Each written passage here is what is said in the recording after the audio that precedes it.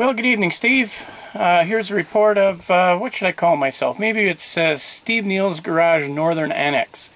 Anyway, I wanted to show you the first casting of the blaster cone and let you have a look at it and tell me what you think of it. So here's the first cone I did. As you can see, there's still some inclusions in it. It's very shiny. It came out of the mold pretty much like that. But you can see that it still contains bubbles. I think I can do better. There's a couple of ways. I'm going to leave the vacuum on a little bit longer. And I think what I need to do at the top here is build a bit of a reservoir. You see how there's a void there?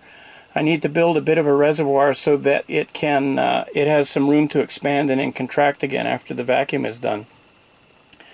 To clean it up, I mounted it on the lathe and then just polished it with jeweler's rouge while the casting was spinning. I didn't cut this at all with the lathe itself. So there's a couple of things I can do. I'm going to try another one, and this time I'm going to leave the vacuum on a little longer. And also I understand that Alumilite has come out with a newer version of this product shortly after I bought the stuff a couple of weeks ago.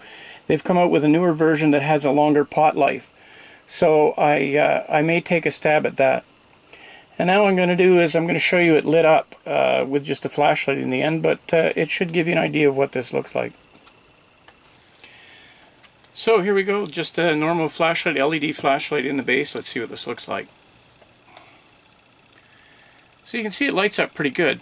I really wish it was clearer, and I think it would work out better. You see the bubbles are in the top there, not very many right in the actual tip, which is kind of neat. They seem to stick to where the seam was.